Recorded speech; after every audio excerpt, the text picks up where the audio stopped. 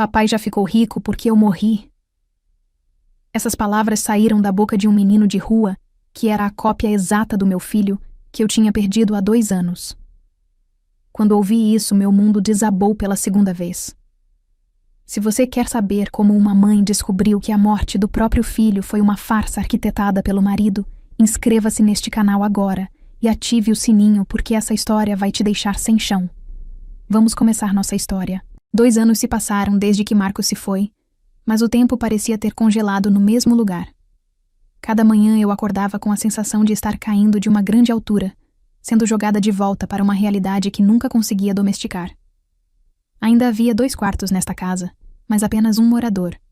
O outro quarto permanecia hermeticamente fechado. Eu não me atrevia a tocá-lo, exceto a cada 2 semanas para tirar o pó da prateleira de brinquedos, só para me certificar de que o mundo ainda não o havia esquecido completamente. Meu marido, Ricardo, tinha voltado a ser o homem que era antes de termos nosso filho arrumado, ocupado frio e de alguma forma mais próspero. Saía de casa antes do amanhecer e voltava justo quando eu estava exausta da minha luta contra a solidão. Toda vez que perguntava por que chegava tarde, a resposta dele era sempre leve e sem peso. Viagens de negócios, Andréa.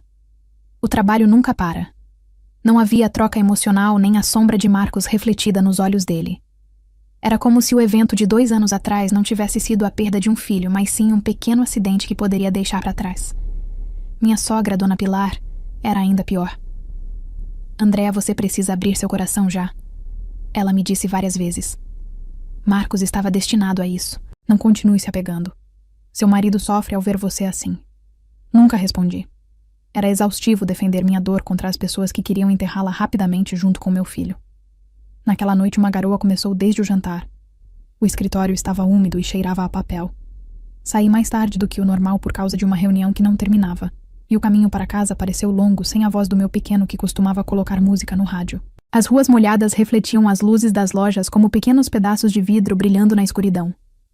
Quando diminuí a velocidade do carro num semáforo perto da ponte, presenciei uma cena que parou meu coração. Uma criança pequena estava parada na beira da calçada. Estava magra. A roupa era esfarrapada, apertando a barra da camiseta com as 2 mãos. O mesmo hábito que Marcos tinha quando estava nervoso. Tinha o cabelo bagunçado e o rosto sujo, mas a forma dos olhos, a maneira como franzia levemente a testa por causa das gotas de chuva, a linha suave do queixo, eram idênticas demais. Baixei devagar a janela e me aproximei um pouco mais. Incrivelmente, a criança inclinou a cabeça, mas um momento depois virou o rosto para mim. O olhar atravessou o centro do meu corpo. Era como se o passado que tinha voltado à vida estivesse me olhando num corpo errado. Aquele rostinho não era apenas uma semelhança. Havia algo nele que me reconhecia, que me entendia como se os 2 anos perdidos nunca tivessem existido. O sinal estava prestes a mudar para verde.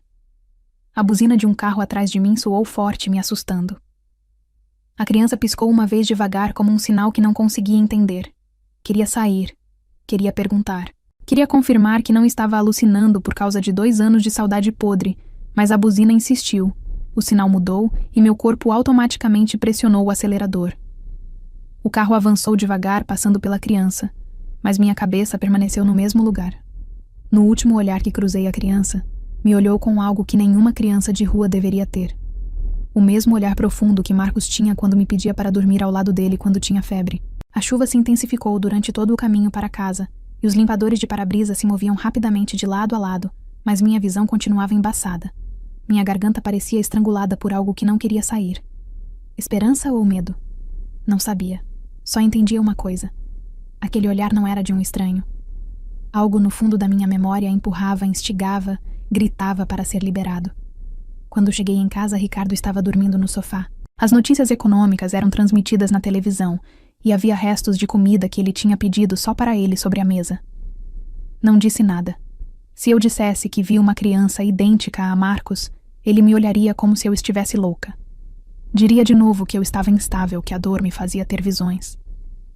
Repetiria essas palavras com um tom monótono, me fazendo sentir como um objeto defeituoso. Fui até o quarto do Marcos. Toquei a maçaneta. Não tinha intenção de entrar, só fiquei parada na frente da porta que não se abria há muito tempo. Atrás daquela porta de madeira, o pequeno mundo que tinha criado para ele ainda se conservava. Carrinhos de brinquedo, livros de histórias, um boneco ao qual ele mesmo tinha dado nome. Imaginei o rosto do Marcos e lembrei do rosto daquela criança mendiga. Os dois rostos se sobrepuseram na minha mente, tornando-se difíceis de distinguir. À medida que a noite ficava mais profunda, finalmente me sentei diante do pequeno cantinho de recordação onde estava a foto do Marcos. A foto era dele sorrindo com os dentes de leite perdidos quando tinha 4 anos. A pequena vela ao lado estava meio derretida. Respirei fundo. Meu peito estava apertado. Se você ainda estivesse vivo, sussurrei em voz baixa. Minha voz tremia. Seu rosto se pareceria exatamente com isso agora, o cabelo um pouco mais longo, e você ainda teria o costume de segurar a roupa quando está nervoso. O silêncio envolveu a sala como uma onda escura. Cobri meu rosto com as 2 mãos. A ponta do meu nariz ardia, e minha respiração era superficial. Havia outra voz na minha cabeça, uma voz que não me deixava desde aquele semáforo. O que você acabou de ver? Não pode ser, é coincidência. Levantei a cabeça e olhei a foto do Marcos mais uma vez. Os olhos dele na foto pareciam me olhar com ternura e calor, como quando me pedia para abraçá-lo porque tinha medo do escuro. Se realmente é você, sussurrei quase inaudivelmente. Me dê um sinal para que sua mãe saiba como resgatá-lo. Por favor, me dê um sinal. Lá fora o vento soprava e batia na janela. A luz do quarto piscou uma vez como se fosse apagar, e quando a vela do cantinho de recordação de repente tremeu sua chama e se apagou sem razão, minha pele se arrepiou. Algo tinha mudado naquela noite, algo sutil, tênue, mas inconfundível. Algo que fazia meu coração bater, como alguém que espera no limiar da escuridão por alguém. Não sabia se era esperança ou perigo. Só sabia uma coisa. Isso não tinha terminado. Nunca tinha terminado. Desde aquela noite, minha mente nunca recuperou a paz. Cada momento parecia estar à beira de um precipício. Com um pequeno movimento em falso cairia. A sombra do rosto da criança mendiga me seguia aonde quer que eu fosse. Se infiltrava pelas rachaduras, grudava na janela quando olhava para fora e se infiltrava nos meus sonhos, me acordando sem fôlego. Ricardo não notou nada, só me perguntou por que eu parecia mais pálida do que o normal. Respondi levemente. Dormi mal. Isso foi suficiente para ele. Ele nunca tinha me olhado de verdade nos últimos 2 anos, assim como não o tinha feito. Às vezes me perguntava se ainda éramos um casal ou 2 estranhos que moravam no mesmo endereço. Naquela tarde, intencionalmente peguei uma rota mais longa para voltar do trabalho. Dirigi pelo mesmo caminho da noite anterior. Meu coração batia rápido demais, forte demais, sentindo que ia sair do meu peito. Parei no mesmo lugar de ontem, o semáforo perto da ponte. A chuva de hoje não era forte, apenas uma garoa como névoa de água. E ali na esquina da calçada, a criança estava parada de novo. A postura do corpo era a mesma, agarrando a barra da camiseta e agitando-a levemente, um hábito que Marcos só fazia quando estava nervoso ou suportando o frio. Abri um pouco a janela. Meu peito esquentou. O mundo ficou pequeno, concentrando-se apenas naquela criança. Dessa vez, a luz verde não me deixaria ir. Assim que o sinal ficou amarelo, estacionei o carro do lado da estrada e saí. Meus passos tremeram enquanto me aproximava dele. A criança ficou rígida imediatamente, como se estivesse treinada para fugir de um estranho que se aproximava. Mas quando a distância entre nós se reduziu a 2 passos, de repente ficou imóvel. Os olhos se abriram e se fixaram em mim como se eu fosse alguém que conhecia ou alguém que tinha conhecido antes. Minha voz estava presa. Nico, venha aqui. A senhora quer te perguntar algo. Não se aproximou nem fugiu. Devagar me agachei, tentando igualar a altura dele. Cheirava a água de chuva à terra molhada e o suor de uma criança que tinha passado tempo demais na rua. Minhas mãos tremeram. Queria tocá-lo, mas me contive. Havia algo no rosto dele.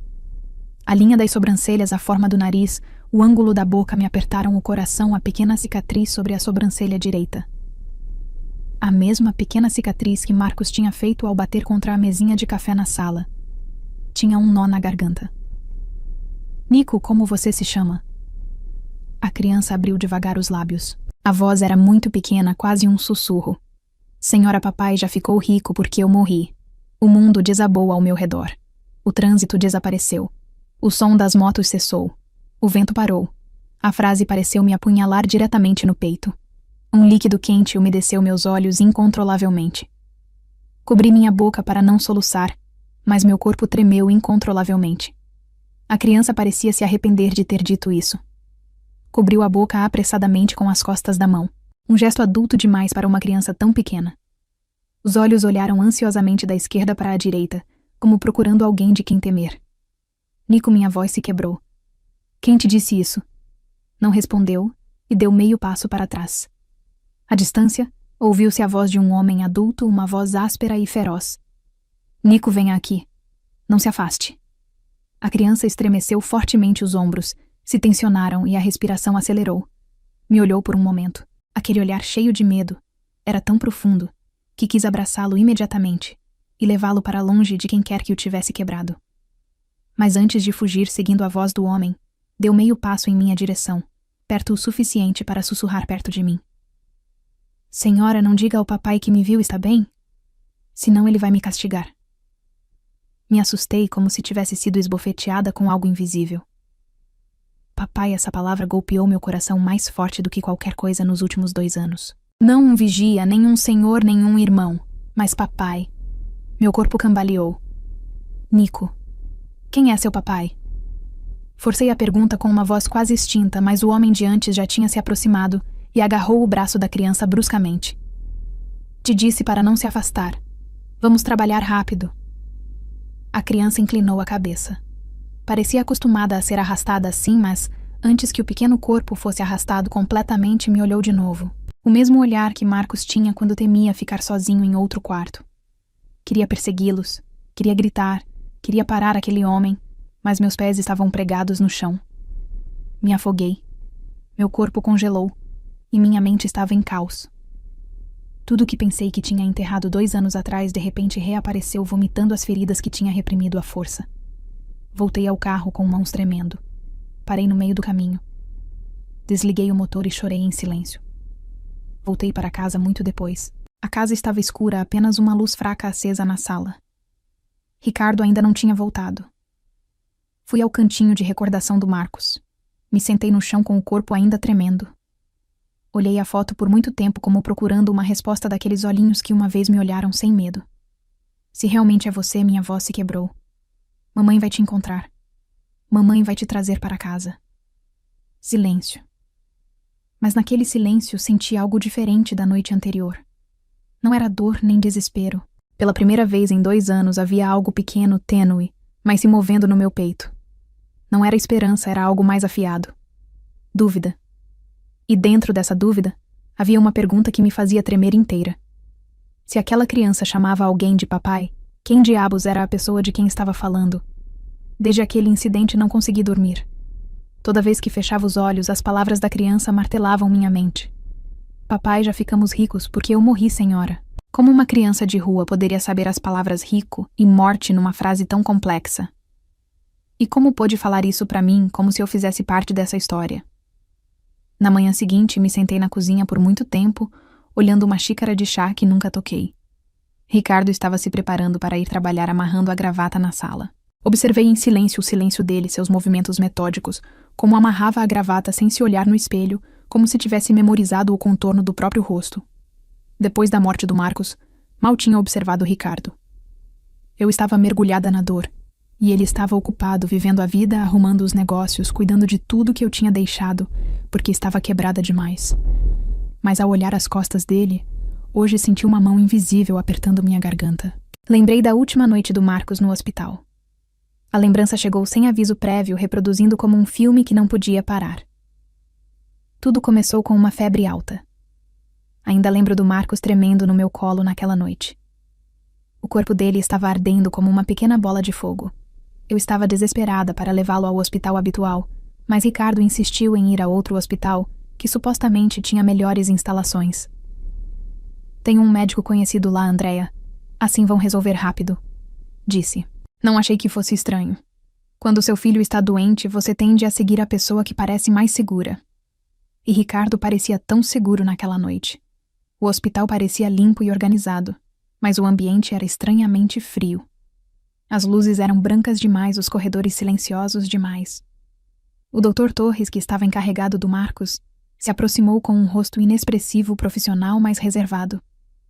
Essa era a única palavra que podia usar para descrevê-lo. Reservado. Vamos dar soro e antipirético. As complicações podem progredir rapidamente se não for tratado, disse. Lembro que quis transferir Marcos para outro hospital quando a febre não baixava. Ricardo, vamos ao hospital habitual, por favor. Mas Ricardo me agarrou pelo ombro. A voz dele era firme. Não devemos transferi-lo. Disse que o tratamento já começou. Transferi-lo só o colocaria em perigo. E o Dr. Torres assentiu como apoiando totalmente Ricardo. Houve um pequeno tremor no meu estômago naquele momento, mas ignorei. Só queria que meu filho se curasse. Naquela última noite estava cansada demais. Sentada numa cadeira segurando a mãozinha do Marcos. Ele estava semiconsciente. Às vezes abria os olhos e depois os fechava de novo. Uma conversa que tinha ignorado antes agora me apunhalava como uma faca fria. Marcos sussurrou para a enfermeira. A voz dele era rouca, mal audível. Se Marcos dormir muito tempo, papai poderá pagar todas as dívidas dele. A enfermeira me olhou surpresa, mas assim que viu Ricardo, apressou-se a baixar a cabeça como se não devesse reagir. Naquele momento, pensei que Marcos estava delirando, mas agora aquela frase se combinava com a da criança mendiga de ontem, tornando-se algo terrível. Papai, já ficamos ricos porque eu morri. Papai, morte, papai. A lista de palavras se uniu sozinha sem que eu tivesse que ordená-las. Lembro de ter adormecido por um momento naquela cadeira do hospital. Quando abri os olhos, tudo tinha terminado. O Dr. Torres estava parado aos pés da cama, me olhando com uma expressão quase vazia. Ricardo se aproximou e me abraçou com força.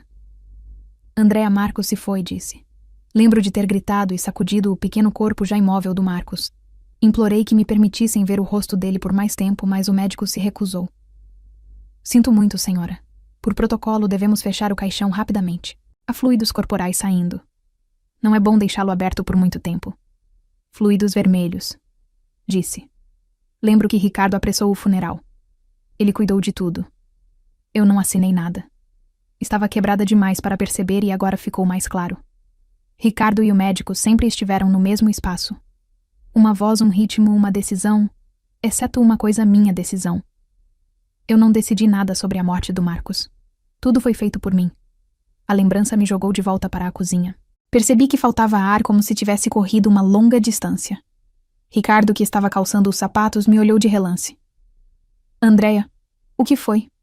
Por que você está tão pálida? Balancei a cabeça. Nada. Ele se levantou e arrumou a camisa. Se você pensar no Marcos com muita frequência, vai ficar mais difícil se recuperar. Você precisa saber diferenciar entre a realidade e seus pensamentos. Aquela voz, a mesma voz de 2 anos atrás, a voz que me fazia sentir pequena e frágil, mas agora aquela voz me fez perceber. Ricardo não era apenas indiferente. Ricardo temia que eu começasse a perguntar. Me olhou fixamente por muito tempo, como avaliando se minha mente estava clara ou se eu era perigosa para ele. E pela primeira vez, vi algo nos olhos dele, algo que nunca tinha visto quando ainda éramos uma família completa. Vigilância. Me cumprimentou e fechou a porta, mas antes que a porta se fechasse completamente, ouvi através da fresta que ele estava tendo uma breve conversa telefônica com alguém. Sim, ela está ficando estranha de novo, mas não se preocupe, se continuar assim está segura. Segura de quê? A porta se fechou. Meu corpo tremeu. Pequenas lembranças que antes tinha deixado passar agora voltavam como peças de um quebra-cabeça encaixando no lugar. E quando tudo começou a se conectar, só havia uma pergunta que se cravava na minha mente como um prego. Se eu realmente tivesse perdido Marcos naquela noite, por que não me permitiram vê-lo por mais tempo? Mais ainda, o que diabos aconteceu enquanto eu dormia? A pergunta cresceu na minha cabeça, afogando todos os outros sons, deixando apenas uma única conclusão aterrorizante, mas já inegável. A morte do Marcos era limpa demais, rápida demais, oportuna demais para ser chamada de destino. Desde aquela manhã, meus pensamentos já não puderam se acalmar. Cada palavra da criança mendiga cada lembrança da última noite do Marcos no hospital. E cada pequeno detalhe sobre Ricardo de repente começaram a se entrelaçar como um novelo de linha que de repente encontrava um padrão oculto. Era como se uma mão gigante tivesse estado pressionando minha cabeça debaixo d'água. E pela primeira vez em 2 anos, saí ofegante para a superfície. Ricardo voltou tarde naquela noite. Um aroma tênue de perfume caro que nunca usava antes flutuava fracamente do corpo dele. Parecia cansado, mas não o cansaço de alguém que trabalhou duro, mas o cansaço de ter que proteger coisas demais com firmeza. Me reuni com um cliente, disse deixando a pasta. O trabalho foi muito hoje. Não respondi. Observei como arrumava os documentos, o relógio novo, os sapatos novos, o telefone novo na mão dele. Durante esses 2 anos, muitas coisas novas tinham aparecido nas nossas vidas, coisas caras demais para o estado dos negócios do Ricardo de antes. Mas toda vez que perguntava, a resposta era sempre a mesma. É porque o projeto deu certo, Andréa. Que projeto era esse que deu certo, que chegou imediatamente após a morte do Marcos? Enquanto ele tomava banho, abri a gaveta dele. Havia vários envelopes bancários e extratos de transações com somas que não eram sensatas. Não os toquei. Só vi que a quantidade era grande demais para ser resultado do negócio do Ricardo, que estava quase falido 2 anos atrás. Um envelope estava levemente dobrado e sobressaía. Através daquela pequena abertura, vi um número que imediatamente enfraqueceu minhas mãos e joelhos. Centenas de milhares de reais, exatamente a quantia que Ricardo precisava para pagar as dívidas de antes. Ouvi o som da porta do banheiro se abrindo e fechei a gaveta rapidamente. Pela primeira vez em muito tempo senti medo. Não medo do Ricardo, mas medo da possibilidade de que tudo o que tinha pensado que era destino pudesse ter sido um plano. Vários dias depois fui ao banco para cuidar dos relatórios financeiros da minha empresa. A funcionária do atendimento VIP me recebeu. Sorriu gentilmente e disse palavras que congelaram meu corpo. Senhora, como está agora? Espero que esteja mais estável. Lamento muito pelo pagamento do seguro naquela época. Sinto muito de novo pelo seu filho. Fiquei parada, atordoada. O barulho do escritório desapareceu de repente. Desculpe. Que seguro? Minha voz travou. A funcionária inclinou a cabeça e procurou nos arquivos dela. Uma apólice de seguro médico e de vida em nome do seu filho. O pagamento foi bem grande. Seu marido cuidou de toda a papelada. A apólice foi feita aproximadamente 1 ano antes da morte do seu filho. 1 ano antes. Isso significava que Ricardo tinha contratado aquele seguro sem meu conhecimento. Antes, quando nossa situação econômica era ruim, Ricardo sempre dizia que não podíamos pagar nem mesmo o prêmio do seguro para ele mesmo. Fiquei imóvel, e o mundo encolheu de novo. Quem pagou os prêmios? Perguntei com voz trêmula. Seu marido, o contratante da apólice. Ele também era o beneficiário principal. Depois a funcionária acrescentou num tom cauteloso, como pedindo desculpas.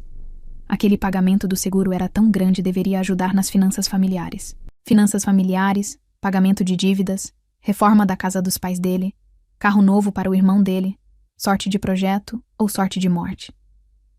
Voltei para casa com as mãos frias e a cabeça que continuava zumbindo. Quando Ricardo voltou naquela noite, reuni coragem para perguntar num tom suave, como se só quisesse uma confirmação trivial. Ricardo, tínhamos um seguro para o Marcos? Ele parou no umbral da cozinha. O olhar mudou por um momento rápido, mas notavelmente. Onde você ouviu isso? Engoli seco, no banco. Riu brevemente. Uma risada que ocultava algo. Ah, Andréa, isso é só um seguro de saúde básico. Não te contei porque achei que você não teria forças para ver papelada naquele momento. Cuidei de tudo.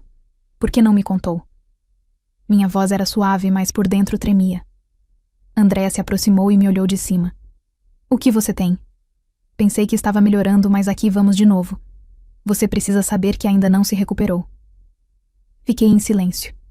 Ricardo me olhou como a uma paciente em delírio. Se continuar falando assim, as pessoas podem interpretar mal. Não me faça parecer um homem com uma esposa instável. Aquela palavra instável. A mesma palavra que disse ao Dr. Torres 2 anos atrás. Também disse aquela palavra para a mãe dele, também disse para minha família, como se quisesse construir uma narrativa sobre mim. Manipulação, apagamento de rastros, controle da narrativa. Tudo era familiar demais, limpo demais. Ricardo entrou no quarto e fechou a porta. Fiquei parada na cozinha por muito tempo, olhando o chão vazio, percebendo algo que tinha ignorado até agora. Ricardo não era apenas desonesto. Ricardo estava ocultando demais, e toda vez que eu me aproximava da verdade, ele escolhia a forma mais segura a me fazer parecer uma louca. Naquela noite, peguei meu telefone e abri um contato antigo. A advogada Ruiz, a advogada da família que tinha sido muito próxima do meu falecido pai. Minha mão tremeu enquanto discava. Depois de vários toques, a voz firme respondeu. Sim, Andréa. Olhei para o chão tentando conter o tremor no meu peito. Advogada, preciso de ajuda. A voz da advogada Ruiz ficou séria imediatamente. O que acontece? Respirei fundo. Depois disse em voz baixa como uma confissão que tinha tentado enterrar durante 2 anos. Advogada, acho que Marcos não morreu de verdade. Houve um breve silêncio do outro lado do telefone, e depois a voz da advogada Ruiz soou muito baixa, muito cautelosa, mas também muito segura. Nos vemos amanhã. E aconteça o que acontecer, não diga nada a ninguém. Desliguei o telefone com as mãos frias. Lá fora, o vento agitou as cortinas suavemente. A casa parecia diferente, como se todas as paredes abrigassem um segredo que eu não tinha visto até agora. E pela primeira vez senti que algo se movia sob a superfície da minha vida, algo que tinha esperado pacientemente para ser descoberto, algo que exigia ser aberto porque a verdade sempre encontra uma rachadura, como um fluido vermelho que tenta sair de uma ferida fechada. E naquela noite soube que tinha acabado de abrir a primeira rachadura. A reunião com a advogada Ruiz foi no escritório dela, cheio de arquivadores e documentos. O cheiro de papel velho e café recém-feito enchia a sala, evocando uma lembrança tênue do meu pai, o homem que tinha confiado plenamente na advogada Ruiz antes. Sentada na frente dela pela primeira vez em 2 anos, senti que não estava sozinha. Me conte desde o começo, disse. Suave, mas firme. Não ocultei nada. Contei tudo. A criança mendiga a forma como me olhou. A frase papai, já ficamos ricos porque eu morri, desde a cicatriz na sobrancelha até o seguro do Marcos que encontrei por acidente. Minha voz se quebrou várias vezes, mas a advogada Ruiz não interrompeu, só tomou notas meticulosamente. Quando terminei de falar, abriu um arquivador que já tinha preparado como se soubesse que eu viria algum dia. Durante os últimos 2 anos, disse em voz baixa, tenho vigiado uma coisa, aquele hospital onde foi declarada a morte do Marcos. Meu coração bateu com força. Tirou uma cópia da apólice de seguro. Não era minha assinatura. Era uma assinatura falsificada. Foi suspeito desde o começo, disse. Antes que seu pai morresse, me pediu que vigiasse de longe se algo estranho acontecesse com a família depois que ele se fosse. Senti uma dor aguda no peito. Minha língua congelou pela lembrança do meu pai. A advogada Ruiz continuou. O pagamento do seguro do Marcos foi desembolsado num tempo anormalmente rápido. Incomumente, a maior parte foi imediatamente para as contas do seu marido e dos sogros. Não consegui respirar por um momento. Ricardo disse que era porque o projeto deu certo. Murmurei fracamente. A advogada Ruiz me olhou fixamente por muito tempo. Andréa, onde há um pagamento de projeto que é desembolsado dias depois da morte de um filho? Fiquei em silêncio. O mundo parecia estar desmoronando sob meus pés. Isso não é tudo. Há outro relatório. A advogada Ruiz empurrou outro documento. Naquele hospital, nos últimos 2 anos, houve vários casos de crianças que morreram repentinamente, e várias semanas ou meses depois, novas crianças de rua com características muito similares apareceram. Fiquei congelada, como se estivesse dizendo a morte era só um registro, não uma realidade. O som do ar-condicionado na sala pareceu alto demais. Meus ouvidos uniam. Eu não era a única que sentia que algo estava errado. Havia um padrão, havia rastros. E atrás de tudo isso, havia uma estrutura escura. A advogada Ruiz pegou o telefone dela. Gostaria de apresentar alguém. Um momento depois, a porta se abriu e entrou um homem uniformizado. O rosto me era vagamente familiar físico. Firme, olhos penetrantes, mas não ameaçadores. É o inspetor Vasques, disse a advogada Ruiz. Seu pai ajudou a família dele anos atrás. É um homem que tem uma dívida a pagar. O inspetor Vasques se sentou na cadeira ao lado. Ouvi parte da história, e tenho fortes suspeitas de que essa organização não é pequena. O hospital é só uma das entradas. Engoli seco. O inspetor Vasques me mostrou várias fotos desfocadas de crianças de rua que tinha tirado. Uma foto borrada esmagou meu coração como uma grande pedra. Era a criança mendiga de ontem. Roupa esfarrapada, rosto sujo. Mas era ele. Essa criança. Minha voz quase se extinguiu. Chamamos ele de Nico, disse o inspetor Vasques. Tem incoerências sobre as origens dele. Disse que morava num lugar que cheirava a remédios, um lugar todo branco. Poderia ser um hospital. Tremi. E mais uma coisa. O inspetor Vasques me olhou seriamente. Ele mencionou um nome. Mar não Marcos. Mas foi suficiente para suspeitar que a identidade da criança poderia ter sido mudada. A sala parecia girar. A advogada Ruiz disse, se realmente é Marcos, não podemos dar um passo em falso. Essas pessoas apagam os rastros rapidamente. Se suspeitarem que sabemos, podem transferir a criança para outro lugar. O que devo fazer então? Minha voz se quebrou. Você precisa se aproximar da criança de novo, respondeu o inspetor Vasquez. Mas com muito cuidado. Vamos vigiá-lo de longe e procurar quem o controla. Minha vida de repente pareceu um tabuleiro de xadrez escuro. Cada movimento tinha que ser exato. Um erro arruinaria tudo. Respirei fundo. Se realmente é Marcos, não me importa quão grande seja a organização. Vou trazê-lo de volta. A advogada Ruiz me olhou profundamente. Havia algo nos olhos dela, uma mistura de compaixão, admiração e preocupação. Estaremos com você, mas... Andréia, você precisa estar preparada para enfrentar uma realidade que pode ser muito dolorosa. Assenti, embora meu corpo tremesse. Se pediram à criança que fingisse a morte, continuou o inspetor Vasquez. Isso significa que essas pessoas têm controle total sobre a vida dele. Precisamos saber quem é a pessoa que ele chama de papai. Aquela palavra papai me apunhalou de novo. Papai de quem, Ricardo? Outro? Ou alguém que dirige essa organização escura? Fechei os olhos tentando recuperar o fôlego. O mundo que só tinha olhado de longe estava começando a revelar a escuridão dele. Havia um hospital, havia uma fundação, havia crianças desaparecidas, havia dinheiro fluindo, havia uma assinatura falsificada, e no centro de tudo, Marcos ou Nico ou quem quer que fosse, foi obrigado a se tornar outra pessoa. O inspetor Vasquez se inclinou levemente para mim. Começamos esta noite. Volte àquele semáforo. Vamos segui-la de longe. Assenti. O medo e a determinação colidiram no meu peito porque pela primeira vez senti que meus passos se dirigiam diretamente ao centro do segredo, que se escondia atrás da tragédia que só tinha pensado que era destino. Mas agora sabia. O destino nunca é tão limpo, tão arrumado, tão silencioso. Havia uma mão que o manipulava, e esta noite tocaria essa mão pela primeira vez. Aquela noite a cidade parecia conter a respiração. O céu estava nublado sem chuva, e o ar estava úmido com o cheiro de asfalto recém-secado. Os postes refletiam uma luz amarela pálida, como se iluminassem a si mesmos. Dirigi devagar até o semáforo perto da ponte, o lugar que tinha mudado toda a minha vida 2 semanas atrás. Dentro do meu casaco havia um pequeno microfone escondido que a advogada Ruiz tinha me dado. É ilegal, mas é para protegê-la, disse. O inspetor Vasquez e outros 2 membros da equipe dele me seguiam a vários quarteirões de distância, disfarçados de motoristas normais, mas mesmo sabendo que alguém estava me vigiando, o passo que tinha que dar continuava sendo só meu. Estacionei meu carro um pouco longe do ponto original para não ser detectada. O sinal tinha acabado de ficar vermelho quando desci. Fingi comprar uma bebida num quiosque da rua. Meu coração batia tão forte que era um milagre que outros não o ouvissem. E ali a criança estava sentada com os joelhos dobrados na calçada, desenhando algo no chão com a ponta de um galho pequeno.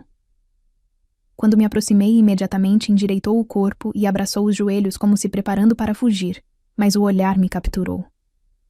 Aqueles olhos que uma vez olhei enquanto dava sopa, agora me olhavam com uma mistura de medo e uma saudade reprimida. Nico chamei em voz baixa. Mordeu os lábios.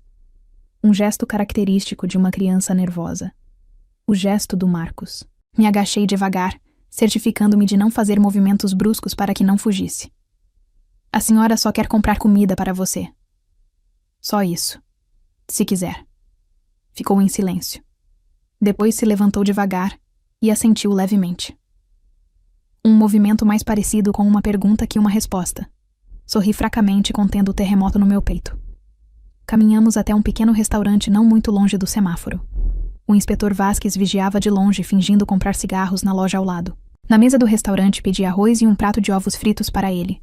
Comeu avidamente, mas de maneira organizada, como uma criança que tinha sido ensinada a ter modos antes. Senti que algo se rompia no meu peito, uma mistura de amor ferida e medo. Tentei iniciar uma conversa. Onde você mora, Nico? Ficou em silêncio olhando o prato. Não posso dizer. Quem te proibiu? Vi. Mordeu o lábio inferior. As pessoas vão me castigar se eu falar. Tentei não perguntar rápido demais. Você lembra qual era seu nome original antes de te chamarem de Nico? Franziu a testa tentando lembrar. Só lembro que me chamavam de Mar às vezes e às vezes Cos, mas esqueci o nome completo. O mundo pareceu parar por um momento. Mar. A voz na minha cabeça soou como um tambor de guerra. Contive a respiração para não perder o controle. Com quem você morava antes? Perguntei de novo, com cautela. Ele me olhou. Os olhos estavam úmidos. Antes eu tinha uma mãe. Quase desmaiei, mas sussurrei quase temendo ouvir a resposta. Mas minha mãe desapareceu. Cobri minha boca com as costas da mão para conter o som que estava prestes a explodir. Continuou em voz baixa, como repetindo algo que um adulto tinha ensinado. Não devo dizer que tenho mãe e devo dizer que sou órfão. Mordi o interior da bochecha até sentir um gosto agudo. Quem disse isso? A criança baixou a cabeça bruscamente. Papai. Aquela palavra me golpeou de novo com uma força destrutiva. Que papai? Não consegui me conter de fazer a pergunta, embora soubesse que podia fazê-lo calar. Me olhou fixamente por muito tempo. Muito tempo. Não era o olhar de uma criança de rua, era o olhar de alguém que conhecia a dor da perda, mas não sabia como expressar. Papai disse que se eu dormisse muito tempo, papai poderia pagar a dívida. Disse em voz baixa, como lendo uma nota de memória truncada. E depois acordei num lugar branco que cheirava a remédios. Meu corpo tremeu. Você acordou no hospital. Minha voz se quebrou. A criança assentiu. Mas quando acordei, papai não estava. As pessoas disseram que eu estava morto. Então tive que ser Nico. Minhas mãos cobriram minha boca. Meus ombros tremeram violentamente. Continuou em voz baixa. Se eu encontrar minha verdadeira mãe, não devo contar, porque senão papai vai ficar bravo. Houve um longo silêncio entre nós. De longe, o inspetor Vasquez observava com o rosto tenso, e de repente se aproximaram passos pesados. Um homem com uma camisa escura apareceu da parte de trás do restaurante. O mesmo vigia de antes. O rosto estava rígido, a mandíbula tensa. Os olhos me olharam com desconfiança enquanto falava com a criança. Nico, o que você está fazendo? Volte. Vamos, disse com voz áspera. A criança ficou rígida imediatamente, mas antes de se levantar, se aproximou de mim e sussurrou rapidamente, muito rápido, como alguém que poderia não ter outra oportunidade. Mamãe, não diga nada a ninguém, está bem? É para eu parecer morto. Fiquei congelada. Não conseguia me mover, não conseguia respirar. A frase pareceu me cortar o corpo por dentro. É para eu parecer morto. O homem agarrou bruscamente o braço da criança. O inspetor Vasquez se levantou de longe, mas não se moveu imediatamente. Sabia que não devíamos fazer o vigia suspeitar mais esta noite. Só pude ver como a criança se afastava. Os passinhos eram tão valentes, mas olhou para trás uma vez. Me olhou com olhos cheios de uma mensagem não dita. Assim que desapareceram na esquina, o inspetor Vasquez entrou imediatamente no restaurante e se sentou na minha frente. O rosto era sério, a respiração superficial. Senhora, disse em voz baixa. Acho que há 90% de chance de que seja Marcos. Cobri meu rosto com as duas mãos e chorei em silêncio. O inspetor Vasquez acrescentou. Mas se nos apressarmos, podem transferir a criança de novo. Precisamos derrubar a organização deles de uma vez. Temos que fazê-los acreditar que você não sabe nada. Assenti tremendo. Meu coração estava cheio de dor e esperança, e medo porque naquela noite, pela primeira vez no final de 2 anos de escuridão, tinha visto a luz, mas aquela luz estava bem no meio do ninho da escuridão. Depois daquele último encontro, o sono já não era algo que pudesse desfrutar. Toda vez que fechava os olhos, o rostinho do Marcos ou Nico aparecia na escuridão me chamando com uma voz tênue. É para eu parecer morto. A frase não só despedaçou o coração de uma mãe, mas abriu o véu fino que cobria meus 2 anos de vida. Hoje estou sentada no escritório do inspetor Vasquez, com a advogada Ruiz e o inspetor. O cheiro de café forte e papel úmido enchia a sala. O inspetor Vasquez estava de pé na frente de um quadro grande, cheio de fotos, documentos e linhas vermelhas que se conectavam entre si. Vamos começar pela primeira porta, disse o inspetor Vasquez. O hospital. Contive a respiração. Aquela palavra era suficiente para fazer meu corpo estremecer. O inspetor Vasquez colocou um grande arquivador sobre a mesa e o abriu devagar. Encontramos o mesmo padrão de morte que o caso do Marcos.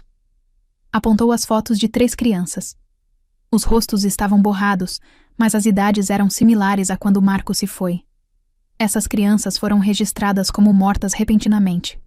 Todas foram tratadas pelo Dr. Torres e todas as famílias receberam um pagamento de seguro que não conheciam antes. Apertei a cadeira com tanta força que meus dedos ficaram brancos. A advogada Ruiz continuou. Nos registros da administração do hospital há vários registros que foram deletados, ou, para ser mais preciso, forçados a desaparecer. Mas encontramos um arquivo incompleto que foi mantido manualmente. Colocou o histórico médico com a data da morte do Marcos. Senti que meu corpo congelava. No canto inferior estava a assinatura do Dr. Torres, e bem ao lado a assinatura do Ricardo. O inspetor Vasques disse em voz baixa: "Isso não é comum.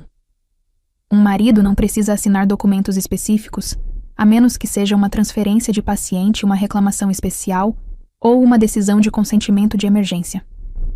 Olhei o documento por muito tempo, tempo demais. Ricardo assinou algo no dia em que Marcos foi declarado morto, mas eu não ouvi nada. O inspetor Vasques pressionou um botão do controle remoto. A pequena tela de televisão na sala se acendeu, mostrando uma gravação de CFTV do hospital, a qual só se podia acessar internamente, um vídeo que tinha obtido depois de muito esforço. O vídeo em preto e branco mostrava o corredor do hospital 2 anos atrás. A hora marcava 4:07 da manhã. O inspetor Vasques parou a gravação num quadro. Fiquei olhando a tela sem respirar. Ali estava Ricardo caminhando rapidamente para a sala do doutor Torres com um arquivador marrom horas depois de Ricardo me informar que Marcos tinha morrido. Por que ele estava ali? Sussurrei com voz quase extinta.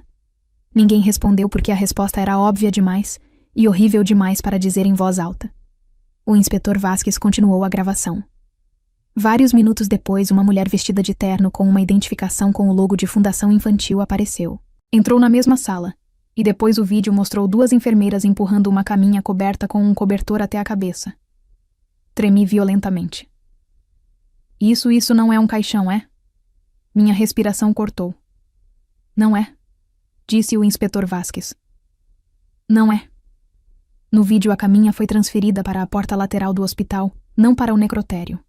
Sem caixão, sem procedimento, nada era normal.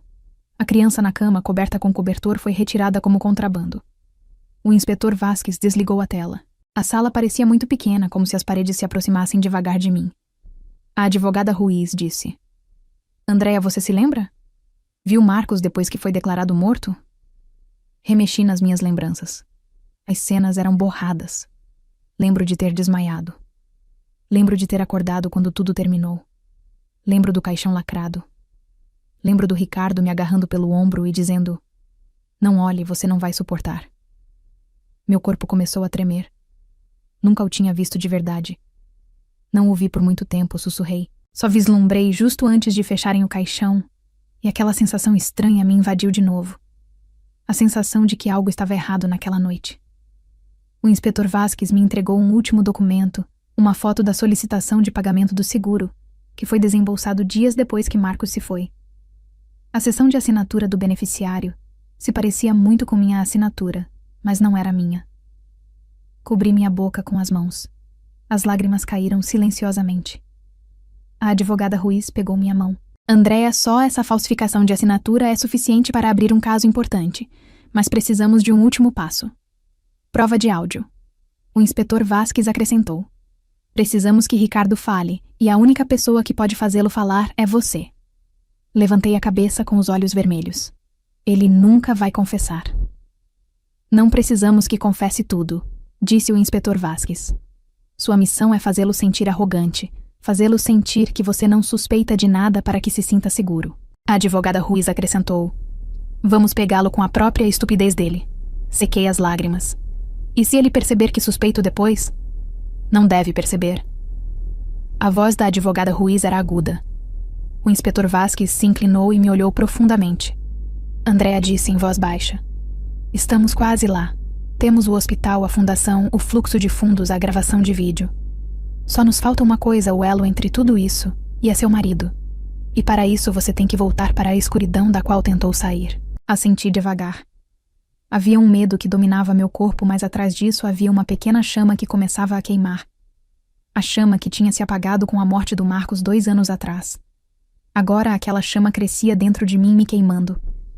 Se atreveram a roubar meu filho, vou destruí-los um por um. Lá fora da janela do escritório, o vento da tarde soprava. O mundo exterior parecia seguir seu curso normal. Os carros passavam, os pedestres atravessavam a rua. Ninguém sabia que naquela noite uma mãe tinha acabado de descobrir a porta para a verdade que tinha sido encoberta pela pessoa em quem mais confiava, e naquela porta estava pronta para entrar, mesmo se o que me esperasse dentro fosse um monstro que morava na minha própria casa. Aquela noite voltei do escritório da advogada Ruiz e me sentei no carro por muito tempo. A luz do poste se refletia no para-brisa, desenhando linhas finas no meu rosto. Minha mente estava fervendo com medo, raiva e nojo de mim mesma por ter confiado tanto no Ricardo. O inspetor Vasques e a advogada Ruiz me deram a tarefa mais difícil: fingir ser uma esposa frágil, que não entendia nada, que só estava começando a aceitar a realidade. E nessa guarda baixa, induziríamos Ricardo a soltar parte do segredo dele. A estratégia era simples, mas mortal. Fazê-lo sentir seguro. Fazê-lo falar. Entrei em casa com passos lentos. Ricardo estava sentado na sala, mexendo no telefone e vendo as notícias. Me olhou de relance e sorriu levemente. Onde você estava? É bem tarde, disse. Casualmente. Engoli seco, enterrando profundamente todos os vídeos de CFTV, a assinatura falsificada e o rastro de dinheiro no meu coração. Tinha que parecer vazia. Só saí para caminhar um pouco. Para mudar de ar, respondi em voz baixa, sentando ao lado dele. Me olhou. Mudar de ar? Sim, disse, forçando um sorriso. Estou cansada de pensar só no Marcos. Eu também quero viver uma vida normal agora. O olhar do Ricardo mudou. Havia algo nele. Um alívio muito rápido, mas claro, como se uma carga nos ombros dele tivesse sido liberada de repente. Esse é um bom pensamento, disse. Você tem que seguir em frente. Ri levemente e forçadamente. Sim, até pensei que deveríamos nos mudar. Há memórias demais do Marcos aqui. Ricardo estremeceu por uma fração de segundo. Um momento fugaz, mas foi suficiente. Continuei fingindo ingenuidade. Poderíamos usar o dinheiro do seguro do Marcos para a entrada da casa nova, não é? A sala ficou em silêncio de repente. Ricardo me olhou mais tempo do que o normal. Devagar largou o telefone. A expressão mudou porque, pela primeira vez, reconheci algo que ele pensou que eu nunca me daria conta. Você sabia sobre isso? A voz dele era baixa, mas afiada. Baixei a cabeça, fingindo inquietação. Sim, sei que você cuidou disso. Acho que estava sensível demais naquela época para querer ouvir sobre dinheiro. Só esperava que Marcos não tivesse ido embora em vão. Ricardo se recostou na cadeira. O rosto ficou levemente arrogante, como se a posição dele tivesse subido um nível. Andréa disse, soltando um longo suspiro. Fiz tudo por nós. Você precisa entender isso. Não o olhei. Deixei ele falar. Usei aquele dinheiro para pagar dívidas, para levantar o negócio para nosso futuro. A morte do Marcos foi sim um destino infeliz, mas não posso deixar que tudo desmorone também, não é? É assim que um adulto deve pensar. Meu coração deu uma volta. Não se importou ao mencionar usar a morte do filho como combustível para a própria vida, mas tinha que continuar atuando. Entendo, Ricardo, sussurrei. Só quero que voltemos a ser felizes. Quero ajudar. Ele mordeu a isca. Exatamente como a advogada Ruiz tinha previsto, o orgulho do Ricardo era a arma que podia apunhalá-lo. Bem, disse com alívio. Finalmente está sendo realista. Se recostou confortavelmente, brincando com o telefone. Você tem sido sentimental demais esse tempo todo. Se continuar assim, as pessoas vão dizer que você é instável, especialmente se disser coisas estranhas sobre Marcos. Aquela frase de novo, a mesma frase que usou 2 anos atrás para me calar. Marcos fingiu confusão. O que quer dizer? Ricardo riu em voz baixa. Bem, você tende a dizer coisas como se ouvisse a voz do Marcos ou que Marcos aparece nos seus sonhos. Você costumava ser estranha, Andréa. Por isso tive que cuidar de tudo antes. Continuou sem perceber que estava se prendendo. Se eu não tivesse agido rápido agora mesmo, você estaria sendo tratada como louca. Continuou sempre a ponto de desmaiar naquela época. Por isso tive que tomar decisões rápidas sobre o funeral, os documentos, tudo. Documentos, a declaração que mais precisava para vincular Ricardo àquela noite. Baixei a cabeça, ainda mais interpretando a esposa frágil e culpada. Desculpa, Ricardo, se te causei dificuldades. Sim, agora está falando com sensatez. Me tocou no ombro. O mesmo toque que antes parecia quente. Agora fazia minha pele querer fugir dos meus ossos. Continuou em tom condescendente. Embora você quisesse processar o pagamento do seguro, agora é tarde demais. Está tudo investido no negócio. Mas não se preocupe, o retorno é bom. O retorno é bom. Retorno da morte da assinatura falsificada do filho, que nunca foi enterrado. Senti que meu corpo tremia, mas tinha que aguentar. Tinha que atuar até o final. Ricardo, sussurrei em voz baixa. Só quero que seja completamente honesto comigo. Realmente usamos aquele dinheiro para pagar a dívida, não é? Ricardo me olhou e no olhar dele havia algo de que estava orgulhoso, uma pequena arrogância nascida do alívio. Assentiu fracamente. Sim, e está tudo resolvido. Você precisa aceitar. Não pergunte mais. O pequeno microfone no meu casaco gravou cada palavra com clareza. Um segundo depois, o telefone do Ricardo tocou. Viu a notificação e sorriu levemente. Tenho que sair por um momento. Um compromisso importante. Que compromisso? Perguntei suavemente. Assuntos de negócios. Não é algo que deva te preocupar. Pegou as chaves do carro e foi embora sem olhar para trás. Assim que a porta se fechou, senti que minhas pernas enfraqueceram. Desabei no sofá cobrindo minha boca com as duas mãos. Atrás das paredes da minha própria casa, aquela podridão tinha estado viva o tempo todo. E eu tinha sido manipulada com toda a minha dor e estupidez para que nunca a visse. Alguns minutos depois, meu telefone tocou uma mensagem da advogada Ruiz. A gravação está clara. Temos o que precisamos. Seguiu uma segunda mensagem do inspetor Vasques. Detectamos que o vigia do Nico entrou nos escritórios da fundação esta noite. Vão se reunir. É a oportunidade. Minhas mãos tremeram enquanto lia a terceira mensagem. Andréa, amanhã revelamos tudo. Fechei os olhos. Me afoguei. Ricardo pensou que estava seguro. Ricardo pensou que tinha me transformado de novo numa esposa submissa. Ricardo pensou que eu tinha parado de perguntar, mas eu tinha acabado de abrir a porta para o mundo que ele tinha trancado. E eu ia entrar até o quarto mais profundo porque a partir daquela noite era minha vez de caçá-los. Desde amanhã, meu corpo pareceu conter uma tempestade que ainda não tinha explodido. Cada passo parecia o eco de 2 anos de dor, 2 anos de perguntas sem resposta e 2 anos de ser forçada a acreditar que meu filho já estava morto, mas hoje a última cortina se levantaria. O inspetor Vasques me pegou na frente do escritório da advogada Ruiz. Me entregou um colete que eu usaria em campo. O colete me deixava nervosa, mas também tinha medo de perder o controle. Se vir Marcos primeiro, disse com cautela, não corra, não grite, espere nosso sinal. Assenti, embora soubesse que se Marcos estivesse na minha frente, poderia não ser capaz de me conter. O sol estava começando a se pôr quando chegamos ao prédio da fundação. Por fora, parecia um escritório de assistência social normal. A placa pendurava arrumada com um logo de mãos envolvendo um pequeno coração. Um slogan sobre crianças de rua que precisavam ser resgatadas. Ironicamente, esse lugar estava ocultando um crime atrás do nome que deveria proteger. A equipe do inspetor Vasques já estava em posição. Estavam esperando o sinal de uma transação de fundos entre a fundação, os intermediários de crianças e o pessoal do hospital. Esse era o sinal de que todas as figuras importantes estavam num só lugar. No carro de vigilância, olhei a pequena tela que mostrava o CFTV portátil que o inspetor Vasques tinha instalado ao redor do prédio. Num canto, o homem vigia que tinha arrastado Nico antes agora estava levando várias crianças para a porta lateral. E no meio daquele pequeno grupo, havia um corpo pequeno com roupa grande de cores desbotadas. O cabelo estava mais longo que a última vez que vi, mas reconheci a silhueta pela forma como andava devagar, cautelosa, como se estivesse pronta para recuar a qualquer momento se houvesse perigo. Marcos, meu filho. Contive a respiração até doer no peito. Pressionei meus joelhos até os dedos ficarem brancos. Senhora, se acalme. Me lembrou o inspetor Vasques, mas a voz dele soava distante. Marcos foi empurrado para uma sala interna. O homem vigia entregou um envelope grosso para uma mulher vestida de terno com o logo da fundação. Falaram rapidamente. A voz do dispositivo de escuta chegou ao nosso carro. Os documentos dessas 3 crianças estão prontos para serem enviados do hospital, disse a mulher. E o pai do Marcos? Perguntou o homem vigia. Recebeu a parte dele. Tremi.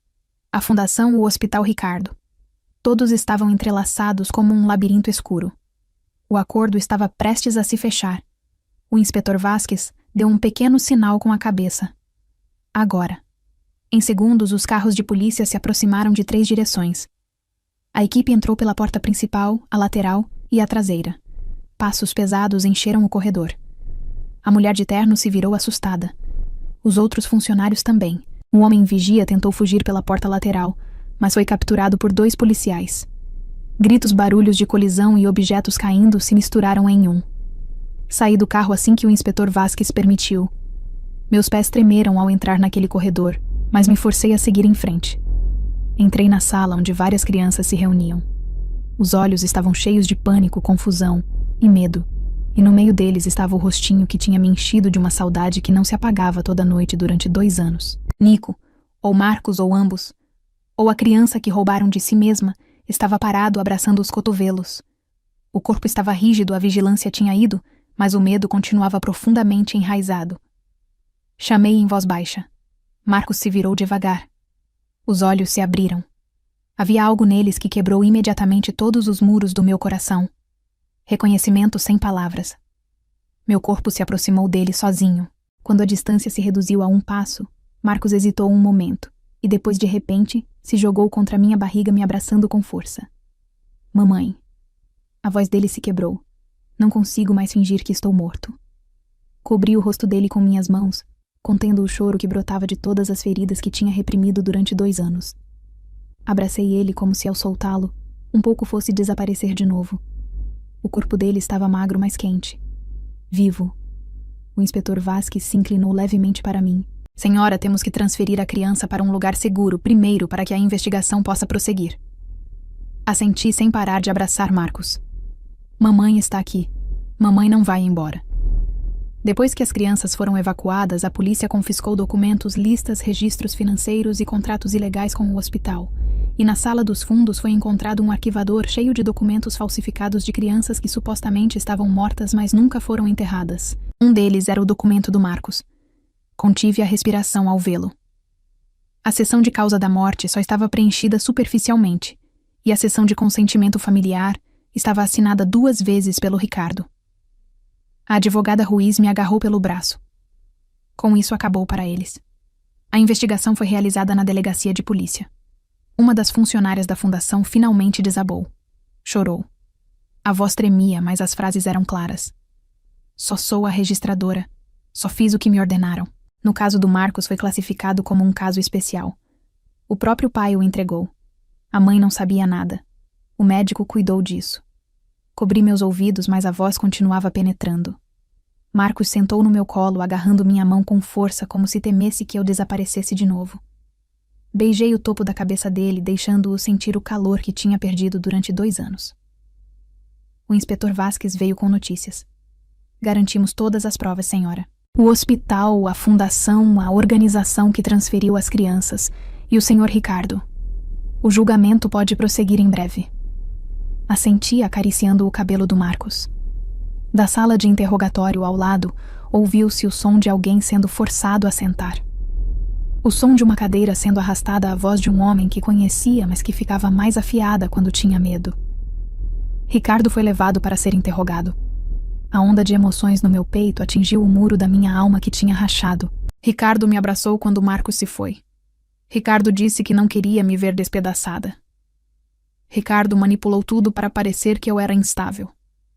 E esta noite a verdade estava bem atrás de uma parede fina. Olhei a porta da sala de interrogatório. Marcos agarrou minha roupa. Mamãe, aquele senhor não pode me levar de novo, pode? Beijei a testa dele. Não, querido, nunca jamais. Marcos assentiu devagar, como se só pudesse acreditar depois de ouvir diretamente dos meus lábios. E quando virei meu olhar, vi Ricardo através do vidro da sala de interrogatório forçado a sentar com o rosto rígido e as mãos algemadas. Pela primeira vez, parecia um ser humano que tinha perdido o controle da própria mentira. E meu coração, que tinha estado cheio de dor, saudade e alienação durante 2 anos, finalmente sussurrou. Agora é sua vez, Ricardo. Tudo que você enterrou será desenterrado até o fundo. O dia do julgamento chegou como um amanhecer que tinha esperado e temido por muito tempo. O céu matinal parecia pálido, como contendo a respiração, junto com as dezenas de pessoas que entravam no prédio do tribunal. Os jornalistas se reuniram na frente da entrada principal. As câmeras se acenderam. Os microfones apontaram como lanças procurando o primeiro sangue, mas hoje eu não era quem tinha que se esconder. Hoje a verdade se sentaria no banco das testemunhas e a mentira se sentaria no banco dos réus. Segurei a mão do Marcos enquanto entrávamos na sala de espera. Estava arrumado. O cabelo estava curto e as bochechas tinham começado a engordar depois de uns dias num lugar seguro. Mas os olhos, ainda tinham um longo trauma que não desapareceria facilmente. Mamãe, o pá também vai estar ali depois? Perguntou em voz baixa. Me ajoelhei para que nossos rostos ficassem cara a cara. Sim, querido, mas você está seguro.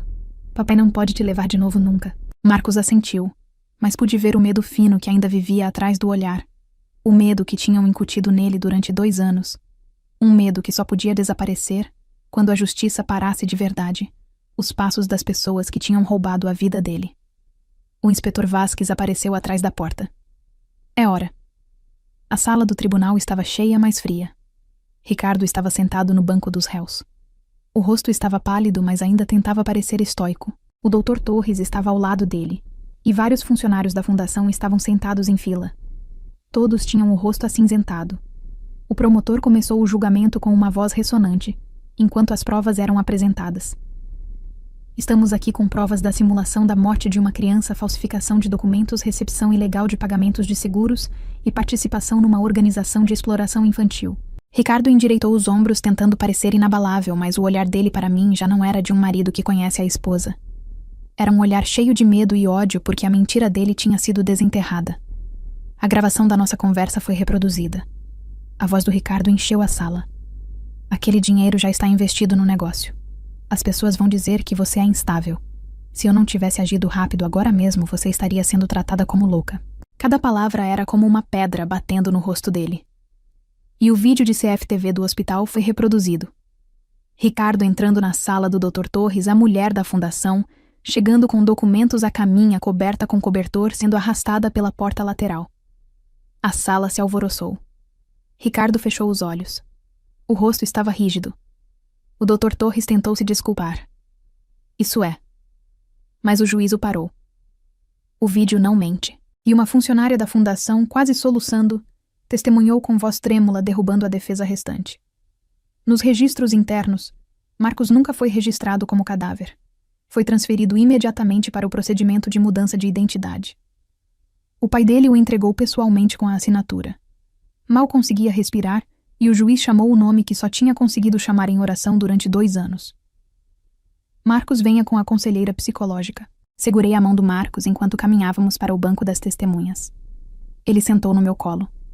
O corpo era pequeno, mas quente. E por um momento esqueci que a sala estava cheia de gente. Só sentia a batida dos nossos 2 corações. A conselheira perguntou suavemente. Marcos, você se lembra onde morava antes? Em casa com a mamãe, respondeu fracamente. E o que aconteceu depois? Mordeu o lábio. O rosto estava rígido, mas tentou continuar falando. Papai disse que se eu dormisse muito tempo, papai poderia pagar a dívida. E depois acordei num lugar branco que cheirava a remédios. E depois as pessoas disseram que eu estava morto. Tive que ser Nico. Não devia dizer que tinha mãe. As pessoas na sala ficaram em silêncio. Pareceu como se todo o ar da sala tivesse sido sugado. Abracei ele com força, deixando minhas lágrimas caírem silenciosamente sobre o cabelo dele. Ricardo se levantou. Gritou do banco dos réus com o rosto vermelho. É mentira. Essa criança está dizendo o que mandaram ele dizer. O juiz bateu o martelo com força. Réu. Silêncio. Mas Marcos, o menininho que foi obrigado a desaparecer durante 2 anos, olhou para Ricardo com um olhar muito mais adulto que a idade. Tenho medo do papai. Não quero mais dormir muito tempo. As palavras dele foram simples, mas despedaçaram todas as defesas do Ricardo como um vidro frágil. Depois disso, tudo pareceu se mover rapidamente. O juiz bateu o martelo e leu o veredicto provisório. Detenção do Ricardo, do Dr. Torres e dos funcionários da fundação. As sentenças seriam determinadas através de procedimentos legais adicionais, mas as evidências já eram muito fortes. A sentença não era o importante para mim. O mais importante era que Marcos já não estava nas garras deles. As semanas seguintes passaram como uma vida nova que parecia estranha. Minha casa agora estava cheia dos passinhos do Marcos de novo. A risada dele ainda não tinha voltado completamente, mas ele estava começando a acreditar que estava seguro. O procedimento de divórcio avançou rapidamente. Graças a todas as provas, o tribunal me concedeu a custódia total. Até parte dos ativos do Ricardo foram confiscados para compensar o dano que tinha causado ao Marcos e a mim. A casa, a herança do meu pai, se tornou o lugar onde começamos de novo. Toda manhã, Marcos sentava para desenhar na mesa. Toda noite eu lia uma história antes que ele dormisse para que soubesse que o mundo nem sempre era escuro. 2 meses depois do caso ser fechado, estava parada na frente de um prédio novo com uma placa que me fez umedecer os olhos. Fundação Crianças de Volta para Casa, apoiada totalmente pelo resto da herança do meu pai. Ao meu lado, a advogada Ruiz me deu um tapinha no ombro. É um bom começo, Andréia. Você não só sobreviveu, você mudou. O inspetor Vasques se aproximou com um arquivador novo. Há outros casos de crianças desaparecidas. Preciso do ponto de vista de uma mãe. Marcos corria pelo pátio com roupa nova que ele mesmo escolheu. O cabelo dele ondulava e os passos eram finalmente leves como uma criança que tinha voltado a ser criança. Correu para mim e puxou minha roupa como costumava fazer. Mamãe, se depois tiver uma criança perdida, diga a ela para não ter medo de voltar para casa, está bem? Levantei ele e abracei com força. Sim, querido. Vamos ajudar essas crianças a voltar para casa. O vento da tarde agitou as pequenas bandeiras na frente do prédio da fundação. O mundo inteiro parecia suspirar de alívio. O círculo da dor finalmente se fechou. O círculo da esperança estava começando a se abrir. E eu, uma mãe, que tinha perdido tudo 2 anos atrás, estou parada aqui com olhos que já não veem apenas a escuridão, mas um futuro que posso segurar de novo com minhas próprias mãos. Porque no final, a verdade sempre volta para casa, e o amor de uma mãe sempre encontra o caminho de volta. E se essa história tocou seu coração, se você sentiu a dor dessa mãe e vibrou com cada momento dessa jornada de descoberta e recomeço, não esqueça de deixar seu like neste vídeo e se inscrever no canal. Ative o sininho para não perder nenhuma história que pode mudar sua forma de ver o mundo. Compartilhe nos comentários o que você faria se estivesse no lugar da Andrea. E não deixe de compartilhar esse vídeo com alguém que precisa ouvir essa história de superação. Até a próxima. E lembre-se, o amor de mãe é a força mais poderosa que existe. E nenhuma mentira, por maior que seja, pode destruí-lo para sempre.